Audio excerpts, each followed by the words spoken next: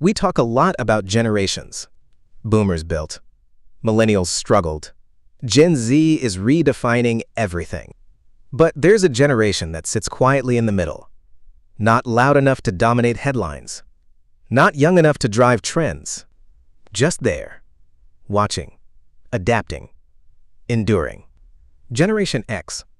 Born roughly between 1965 and 1980, they're often called the forgotten generation. And that label says more than people realize. Because Gen X didn't grow up in stability. They grew up in transition, a world shifting faster than anyone fully understood. Divorce rates were rising.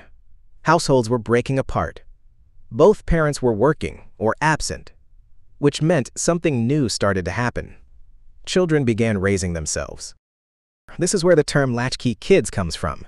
Kids coming home to empty houses, letting themselves in, making their own food, figuring things out alone. No supervision, no constant guidance, no emotional check-ins, just independence, before they were ready for it. And here's the psychological impact of that.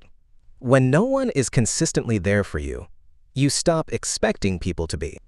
You learn to rely on yourself, not as a personality trait, but as a survival mechanism. That's why Gen X is known for independence.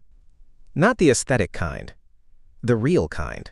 The kind that says, I'll handle it, even when they shouldn't have to. But independence came with something else, emotional restraint. Because when you grow up without consistent emotional support, you don't learn to express feelings easily. You learn to manage them quietly, internally, without making it visible. So Gen X became a generation that feels deeply, but rarely shows it. At the same time, the world around them wasn't exactly reassuring.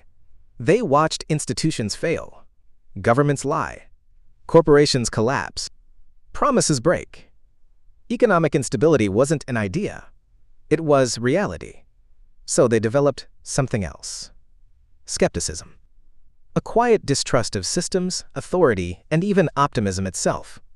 Not because they're negative, but because they've seen how quickly things fall apart. This is also why Gen X values authenticity so much. They don't like fake enthusiasm. They don't trust overly polished narratives. They don't buy into things easily. If something feels forced, they pull away. Because they grew up learning to read between the lines. What makes Gen X even more interesting is where they stand between other generations. They're not like boomers who grew up in post-war optimism. And they're not like millennials, who were raised with more structure and emotional awareness. Gen X sits in between. Too early for digital comfort. Too late for analog simplicity.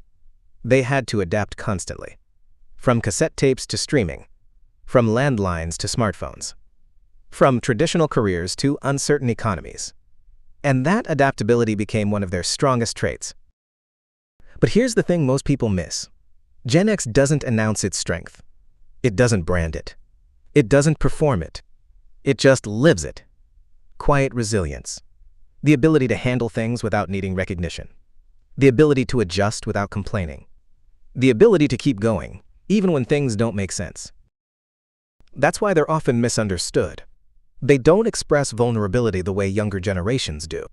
They don't seek validation the way modern culture encourages. So from the outside, they can seem distant, detached, even cold. But in reality, they're just self-contained. And today, their psychology still shapes the world. Work culture, parenting styles, leadership. Gen X raised many Millennials and Gen Z kids. And you can see the contrast. Where Gen X had independence forced on them, they often tried to give their children more support, more presence, more emotional awareness, almost like correcting something they experienced themselves. So when people call Gen X the forgotten generation, it's not entirely wrong, but it's incomplete.